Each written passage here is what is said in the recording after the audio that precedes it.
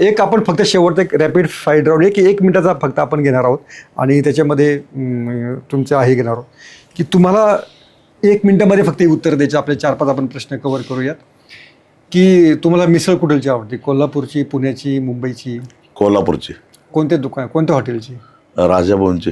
राजाभाऊंची. Okay. फडतऱ्यांची, sorry फडतऱ्यांची. राजाभाऊंची भेळ आहे. राजाभाऊंची भेळ आहे आणि फडतऱ्यांची मिसळ आहे. रविकांत तुपकर यांच्याशी शेवटचा फोन कधी झाला? ते आजारी पडले होते त्यावेळी. त्याच वेळेस. अच्छा. सदाभाऊंशी शेवटचं बोलणं कधी झालं?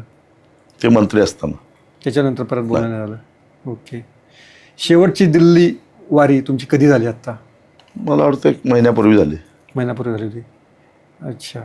एक शेतकरी संघटना म्हणून ही भविष्यात पुढे उभा राहील असं तुम्हाला वाटतं?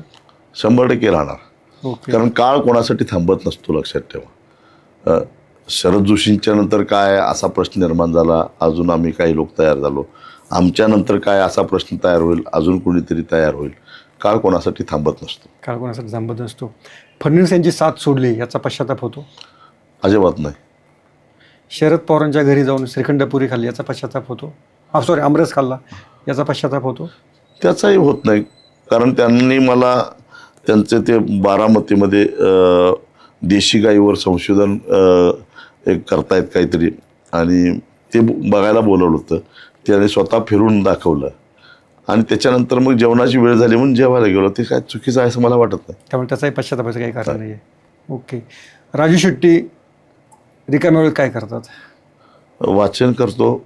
तुमच्या पुस्तकाचा आत्मचरित्र दुसरा भाग कधी येणार आहे? लवकरच यायचं आहे. अजून थोडंसं जास्त स्पष्ट लिहायचं आहे. त्यामुळं ती योग्य वेळ आहे का नाही हे ठरवण्यासाठी थोडंसं थांबलो आहे.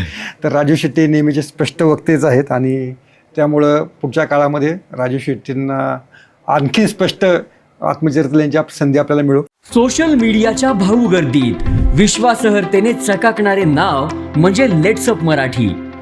सगळ्यांना, सगळ्या नागरिकांना ती स्पीच, ती लेट्सअप वरील मुलाखती म्हणजे विचारांचा खजिना. त्यानंतरच्या निवडणुकीमध्ये मला सोडून गेले. बातम्या केवळ वस्तुस्थिती सांगणाऱ्या, न प्रोपगंडा, फक्त जनतेचा अजेंडा. क्योंकि आने वाला कल जाने वाला है, जाने वाला कल आने वाला है. राजकारण, मनोरंजन असो की क्रीडा क्षेत्र, महाराष्ट्राची स्पंदने संवेदनशीलतेने टिपणारे माध्यम म्हणजे लेट्सअप मराठी. जगासोबत एक पाऊल पुढे राहण्यासाठी लेट्सअपचे ॲप, सोशल मीडिया आणि वेबसाईट सोबत कनेक्टेड रहा.